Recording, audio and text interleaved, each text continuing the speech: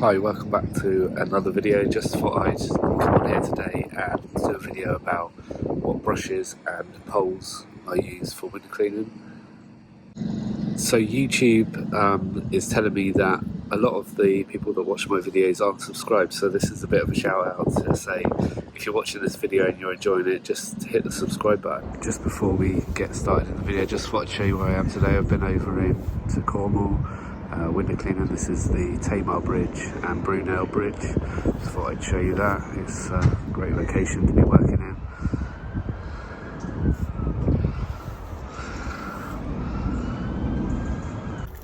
Okay, so let's look at window cleaning brushes first.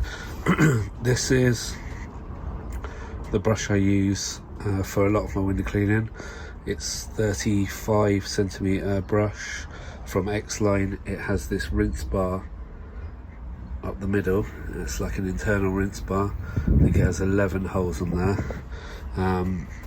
It's like a dual trim brush, so the outside bristles are a lot longer, and you sort of push it down on the glass to activate the inside bristles, and it's a really good brush and I really enjoy using that. All my window cleaning brushes that I use are on this swivel. I just enjoy using the swivel all the time. It's really good for being able to get to windows where you're not straight on and you have maybe at a funny angle, so it does get take a little bit of getting used to, but once you work out how to use it properly, it just speeds up the whole cleaning process. So I do have a 26cm Xline brush with the rinse bar. That's the one that I brought first before the 35. That again is a really good brush. Okay, another brush that I've got that I use a lot of is this flopped bristle brush from Gardiner. Flop bristles are sort of frayed at the end and they're a lot softer, so this is good on like leaded windows, on like wooden painted windows where you don't want to damage them, and any sort of delicate surface. It's a really good brush for that. Again, it's on a swivel, so yeah, I use that brush a lot. And then this brush here is a Streamline brush. It's what comes with the OVA8 poles that I use. This has pencil jets on it, and yeah, so overall it's quite a good brush. I do find that the bristles do come out quite often, come loose, but it's a good all-round brush. I tend to use this one if the windows are quite dirty, maybe on a first clean. I've got a couple of customers and the windows just get really dirty because their garden's a bit of a mess, so I tend to use this because it doesn't really matter, and I try and keep my other brushes for best. Again, this is a similar brush to what we just looked at, a Gardiner flopped bristle brush, but this one here I actually have fan jets on it. I would use this if I was cleaning a conservatory, maybe some cladding, something that I need to be delicate with, but I need the fan jets and I need it on a swivel, but although I could just change that to a fixed head anyway. But I've used this, I did use this on the cladding clean video that I did a few weeks ago, and I might use it on a conservatory roof occasionally. Now, this is another brush that I use a lot. This is a Gardiner Sill brush with flop bristles and fan jets.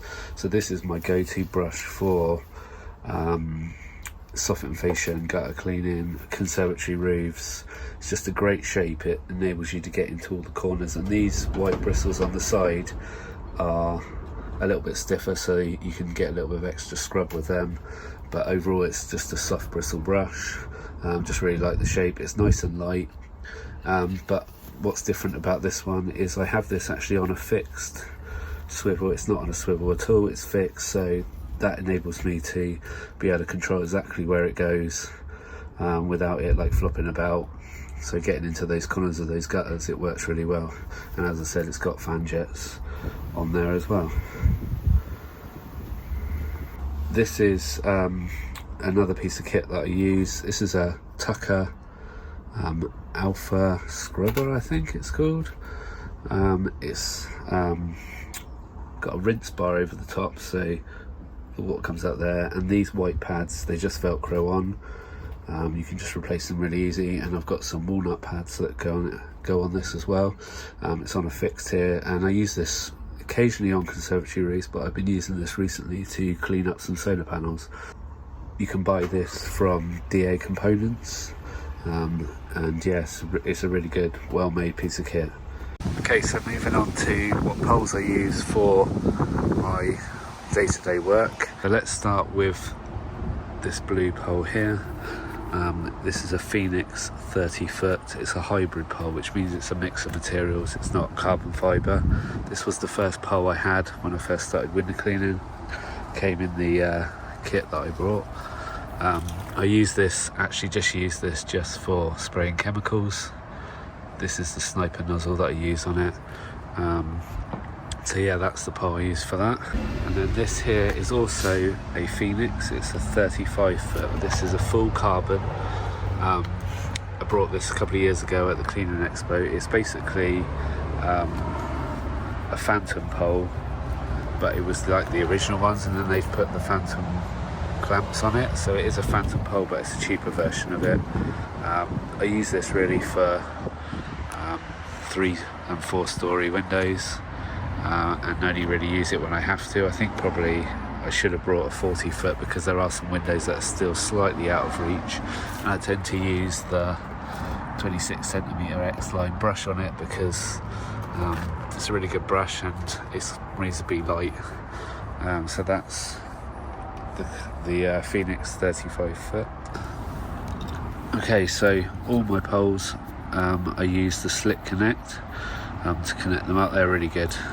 I just found that the metal sort of rectus fittings that I used to use always kept breaking, so I just moved over to these Slick Connects. For all my regular window cleaning I use an OVA8 pole. This is a 25 foot. I did use a 22 foot for a while, but that's starting to get a bit worn, and I've got this 25.